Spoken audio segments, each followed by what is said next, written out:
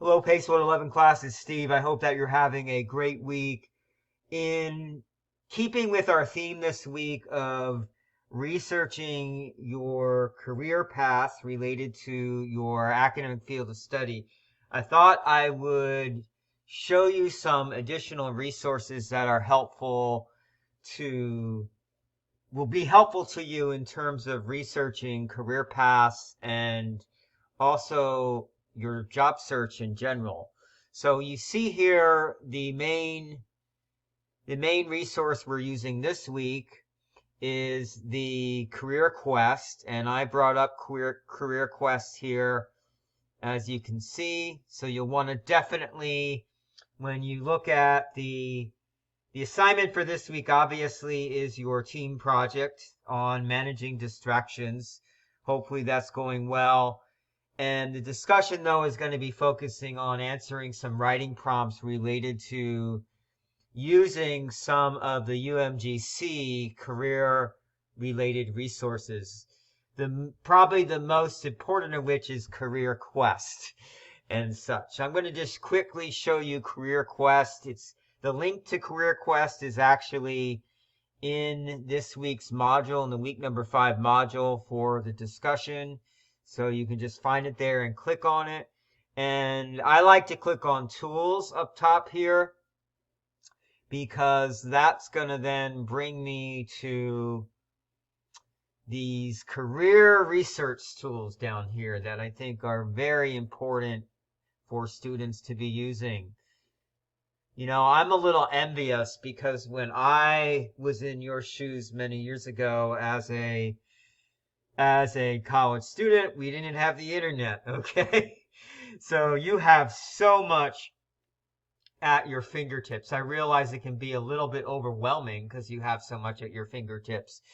But I wanted to just quickly show you some of these resources, the stepping blocks, the vault, which are industry guides. So let's say I'm interested in cybersecurity, or I'm interested in data analytics, or something like that. I can go to Vault and find an industry guide that's going to give me a lot more information about that field. It's going to talk more about what can you do with a cybersecurity degree, what are the different types of career paths, the employment outlook, and such. And then we have Candid Career, which are going to be short videos of professionals who are speaking about their job or their career.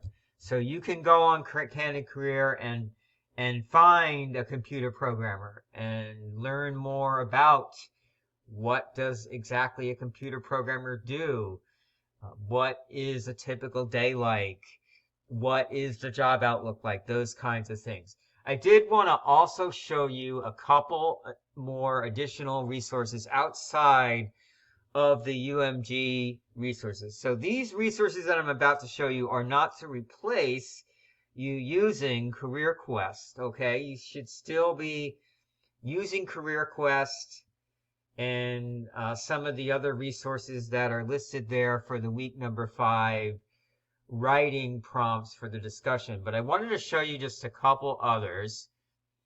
And the first here is the Occupational Outlook Handbook. So this is through the Bureau of Labor Statistics, so through the federal government, and they maintain all kinds of fun statistics on the different industries, a variety of different industries. I can guarantee you, you should be able to find a career path you're interested in under this Occupation Outlook Handbook. So we look on healthcare because our course is focusing on healthcare and the sciences. So we bring up healthcare, and then it's going to bring up a variety of different allied health occupations, physical health occupations, and so forth. So then you can click on it, Click on the occupation to learn a little bit more. We have a search box up here. So let's say I was interested in becoming a clinical psychologist. I wanted to learn more about that. I would type it in the box.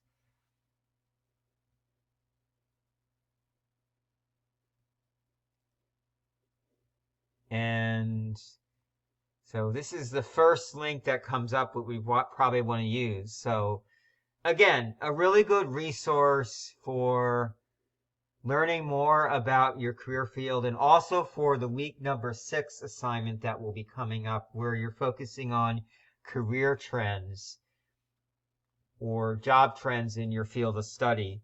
You see here, I can look up the job outlook for clinical psychologists. What is the typical job outlook like and such. Another resource that I want to show you is ONET Online, which is through the Department of Labor. So ONET Online is somewhat similar to the Dictionary of Occupational Titles, DOT, but it does have some different information. It goes a little bit more in depth in terms of the skills. And let's say that I wanted to become a physical therapist.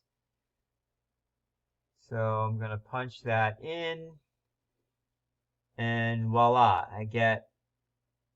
so I'm getting now a snapshot of what a physical therapist does, the skills required, the knowledge requirement, and what are the typical work activities? What's the education required? And then at the bottom, it has some trends as to the employment outlook for physical therapists. And then what I like here, so another plug I want to put in is for professional associations that are tied to your major field of studies. So you see here, physical therapy has quite a few professional related associations that I can click on to learn more about the field. So probably the one I'd want to click on first is the American Physical Therapy Association, or the American Academy of Orthopedic Manual Physical Therapists and such, because both of those associations, of course, have physical therapy in their title. And again, this is another way that I can learn more about the field I'm considering, more about trends in my field of study.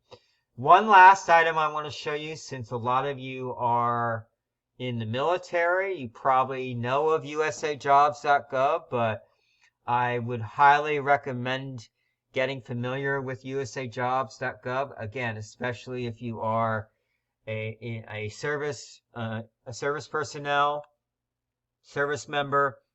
There is a whole section for veterans on here that talks about veterans' preference in federal government jobs and what that entails and so forth. If you are not in the military, you can certainly still use this USA Jobs to start searching for, maybe you've considered working for the federal government. So this is kind of your platform for searching for federal government work. So not going to go into a whole lot of depth about this. Again, you can look at it on your own.